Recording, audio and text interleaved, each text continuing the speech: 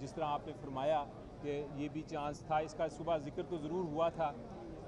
जज साहब ने कहा था कि आप बताएं कि मैं क्यों ना इसको रिक्लूज़ करूं, क्योंकि कुछ जजमेंट्स में उनका ख़्याल था कि शायद उसकी वजह से उनको नहीं बैठना चाहिए था।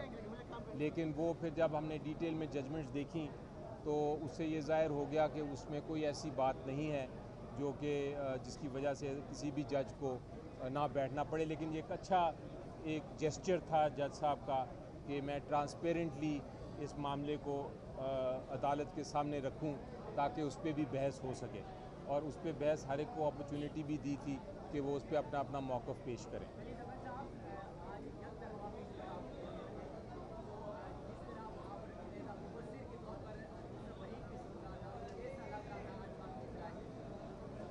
आज देखें, जो बहस तो आर्टिकल 63A पे मेरिट्स पे कुछ वकला ने कल भी की थी, कुछ हफ्ते को भी की थी, इससे पहले जो लाहौर में हियरिंग हुई थी, और उसके बाद सब वकला का मौक़िफ़ जो है वो आ गया था राइटिंग में, और अटॉर्नी जनरल साहब की जो रिप्रेजेंटेटिव थे उन्होंने भी हुकूमत की तरफ से, जो हुकूमत के रिप्रेजेंटेटिव होते हैं, उन्होंने भी आज बहस कर ली थी।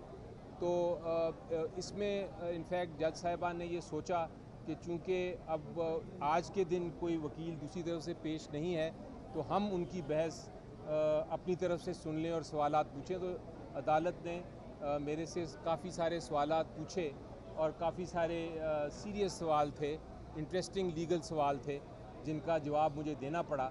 उन्होंने जजमेंट्स का भी पॉइंट आउट किया और उन्होंने ये भी कहा कि आप पढ़ के सुनाएं जो जो जो एप्लीकेशंस दी हैं और जो जवाब दिए हैं और जो रिटन आर्गूमेंट्स दी हैं दूसरी साइड ने, और उनका भी जवाब दें। तो मेरा ख्याल है अदालत ने अपनी भरपूर कोशिश की है कि बाइकॉट के बावजूद वो सबको सुने, और इनफैक्ट गवर्नमेंट तो रिप्रेजेंटेड थी क्योंकि अटॉर्नी जनरल साहब उधर थे, अटॉर्नी जनरल ऑफिस के उन्होंने बहस की, तो इसलिए ये भी नहीं कहा जा सकता कि हुकूमत रिप्रेजेंटेड नहीं थी, वो बिल्कुल रिप्रेजेंटेड थे। 27 का नोटिस था, वो तो आपको पता है कि वो तो अदालत की मामलत कर रहे थे ना, वफाक की नुमाइंदगी तो ही कर रहे थे आज नहीं, लेकिन अटॉर्नी तो खबर यही दी है कि वो अदालत की मामलत के लिए आए हैं। वो ये बात दुरुस्त है, लेकिन जब 27A का ये मतलब नहीं है कि वो हुकूमत को रिप्रेजेंट नहीं करते, वो हुकूमत का ही मौक़िफ़ पेश करते हैं अटॉर्नी जनरल 27A के तहत भी, क्योंकि वो हैं हुकूमत के स्पोक्स पर्सन आइन के तहत, और उनका सारा ऑफिस आइन के तहत हुकूमत का ही तशरीह करता है उनके मौक़िफ़ की। पार्लियामेंट में मौजूद तमाम जमातें सिर्फ PTI को छोड़कर वो इस अदालती कार्रवाई का बाइकाट करके चली गई हैं। दूसरी तरफ जो आपकी लॉयर फ्रेटर्निटी है वो भी डिवीजन नज़र आती है। इस फैसले के जनरल पब्लिक को फिर निज़ाम अदल पर क्या दौर सकता है? देखिए, ये नहीं हो सकता जी कि कोई भी, मेरी नज़र में कोई भी फ़रीक, चाहे वो अहम हो या वो एक गरीब आदमी हो, कोई भी फ़रीक ये डिमांड नहीं कर सकता कि हमारा जो मुकदमा है बड़ा ज़रूरी है और आप इस पर फुल कोर्ट बैठा लें। आज तक 25 साल हो गए हैं, पिछले 25 साल में 3 या 4 फुल कोर्ट्स बने हैं पूरे 25 साल में, और वो भी तब बने हैं जब आइनी अमेंडमेंट्स का मामला था, ह्यूज NRO का इशू था। वो इतने अहम केसेस में बनते हैं जहां बहुत कोई अहम किस्म के पॉइंट्स हों और उस पर फुल कोर्ट की ज़रूरत हो, तो ये डिमांड जस्टिफाइड नहीं थी मेरी नज़र में। ये इस तरह की डिमांड तब की जाती है जब आपके पास मेरिट्स पे बोलने का कुछ ना हो, जब आपका आखिरी ओवर हो और आपके 50 रन बनाने उस ओवर में, तो आप कह दें कि मैच अबंडेंट, ये वो वाली सिचुएशन थी। देखिए, जैसे आपने कहा कि हर चाहे बड़ा आदमी है चाहे छोटा आदमी है, उसका मुकदमा अहमियत का हामिल है। तो आपको पता है कि इस केस की वजह से जस्टिस मुनीब अख्तर के जो बेंच था लाहौर में, वो वहाँ केसेस डीलिस्ट हो गए हैं। 70 केस जो है वो सुनना था उन्होंने, जिसकी समाअत अब नहीं हो रही इस एक केस की वजह से।